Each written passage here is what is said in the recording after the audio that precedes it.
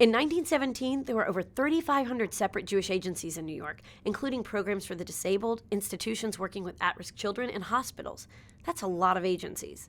And that makes for a lot of inefficiencies. So to make things more efficient, a group of leaders formed one federation to raise funds for the entire Jewish community and care for people in need. And they were pretty effective, like when they raised $124 million to help rescue over 160,000 Jews from the Holocaust, and when they helped create Israel Bonds, raising $365 million for Israel. But as the Federation continued to grow after World War II, the Jewish community began to change.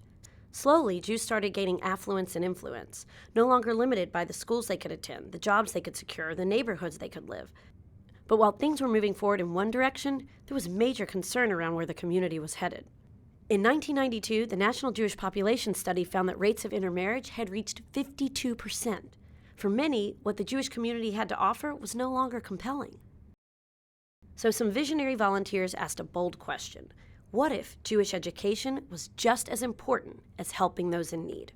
It took time, but people started to listen. In 1993, UJA Federation committed the first $3 million from off the top of the campaign toward Jewish continuity. That's a big deal. And just like that, the Jewish Continuity Commission was born.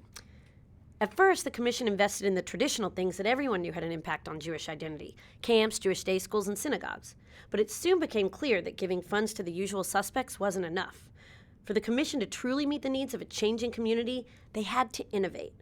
That meant recognizing that a vibrant Jewish community wasn't just about continuity, it was about building a vibrant future. In that spirit, the Continuity Commission became the Commission on Jewish Identity and Renewal. COJIR changed how grants were made. Instead of funding organizations that were connected to UJA and the organized Jewish community, the commission started funding good ideas wherever they were, and this sometimes meant straying from the pack. When people thought that synagogues are of the past, COJIR thought it was a good time to fund them.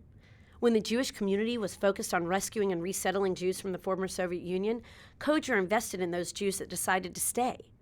COJIR took risks, gathered data, and made investments based on proven impact.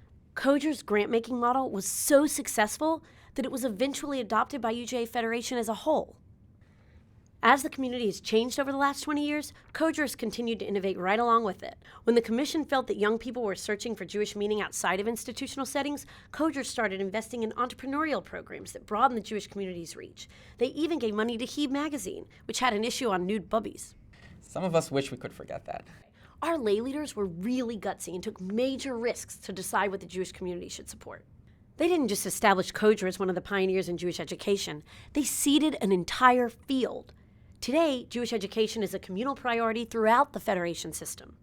It's hard to tell how COJIR will change during the next 20 years, but as the Jewish community changes, COJIR will surely change with it, continuing to listen, learn, innovate, and bravely lead.